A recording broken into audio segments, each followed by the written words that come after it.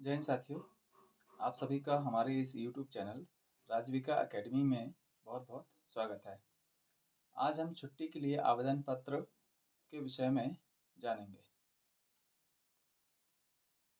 हम यह जानेंगे कि छुट्टी के लिए आवेदन पत्र सही तरीके से किस प्रकार से लिखा जाता है। क्या होता है, जो छोटे बच्चे होते हैं स्कूलों में कक्षा 6वीं 7वीं 8वीं में, कई बच्चे 11th और 12th में भी बहुत गलतियां करते हैं आवेदन पत्र लिखने में। हालांकि आवेदन पत्र बहुत प्रकार के होते हैं, अलग अलग तरीक़ों से लिखे जाते हैं। और पत्रों को यदि हम प्रकारों में देखें तो ये जो है मुख्य रूप से शासकीय, अर्धशासकीय और व्यक्तिगत रूप से लिखे जाते हैं, व्यावसायिक रूप से भी लिखे जाते हैं। लेकिन हम यहाँ पर अभी आवेदन पत्र जो देखने वाले हैं, यह स्कूलों में जो बच्चों के द्वारा लिखे जाते हैं, ये वाले आवेदन पत्रों पर विशेष रूप से फोकस करेंगे। तो जो छोटे बच्चे होते हैं वो कौन कौन सी गलतियाँ करते हैं और हम शिक्षक होने के नाते उन गलतियों को कैसे सुधार सकते हैं। तो आइए हम यहाँ देखते हैं।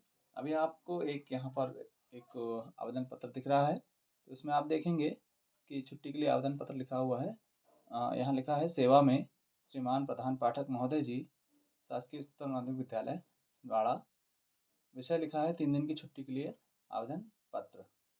आगे लिखा है, मान्यवर सनम्र निवेदन है कि मुझे कल रात से अचानक बुखार आ जाने के कारण मैं शाला आने में असमर्थ हूँ, अतः आप मुझे 3 दिन की छुट्टी देने की कृपा करें। धन्यवाद लिखा है।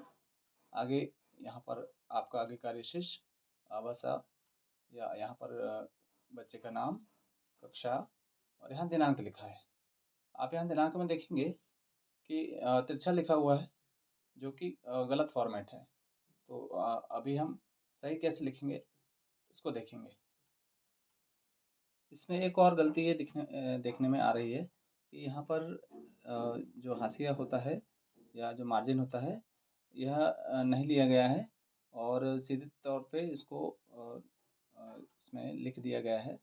तो बच्चों को हम किस प्रकार से सिखाएं कि बच्चे जो आवेदन पत्र है वो सही तरीके से लिखें। तो देखते हैं, यहाँ पर हमने एक सही आवेदन पत्र लिखा हुआ है, पहले से रखा है।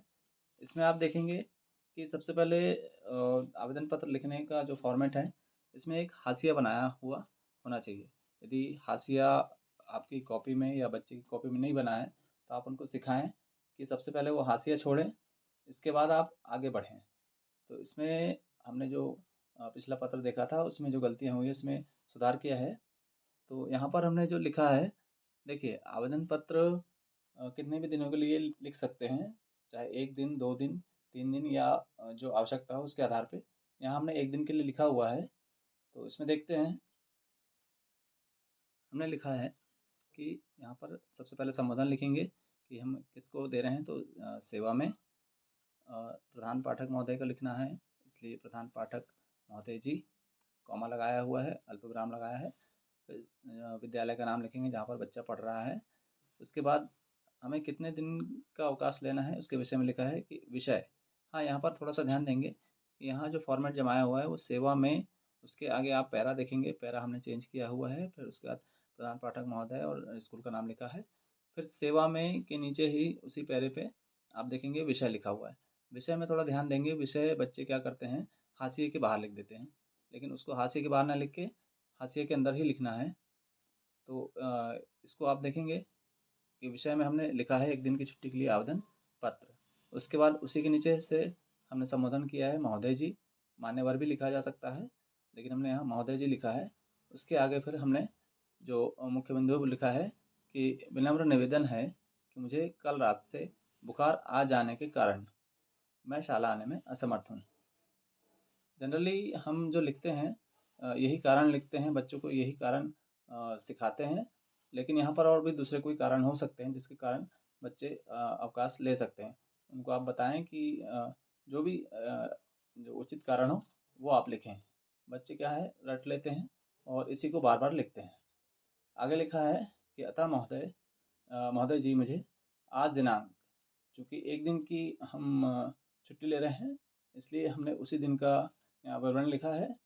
तो 1 दिन का अवकाश देने की कृपा करें। आगे धन्यवाद लिखा हुआ है। फिर यहाँ राइट साइड में आप देखेंगे कि बच्चे का जो लिखा हुआ है आपका आज्ञाकारी शिष्य, बच्चे का नाम यहाँ पर लिखवाएंगे, उसकी जो कक्षा है वो लिखवाएंगे। यहाँ पर दिनांक में आप देखेंगे पिछले फॉर्मेट में हमने देखा था जिसमें थोड़ा गलत लिखा था, दिनांक तिरछे में लिखा हुआ था। यहाँ दिनांक तिरछे में न लिखेंगे, तिरछे में न लिख करके सीधा लिखेंगे, क्योंकि आपने कहीं भी किसी भी कंप्यूटर से या टाइपिंग से या लिखावट में या कोई कॉपी, बुक, गाइड उसमें तिरछा हुआ लिखा नहीं देखा होगा। तो इसलिए हम बच्चे को भी तिरछा नहीं सिखाएंगे, उनको हम सीधा सिखाएंगे। तो ये हमारा फॉर्मेट था आवेदन पत्र का। तो इसी आधार पे हम बहुत सारे दूसरे भी पत्र लिख सकते हैं। तो आज का हमारा ये वीडियो आपको कैसा लगा? यदि अच्छा लगा हो तो आप इसे लाइक करें, शेयर करें, बच्चों को सिखाएं और सब्सक्राइब करें।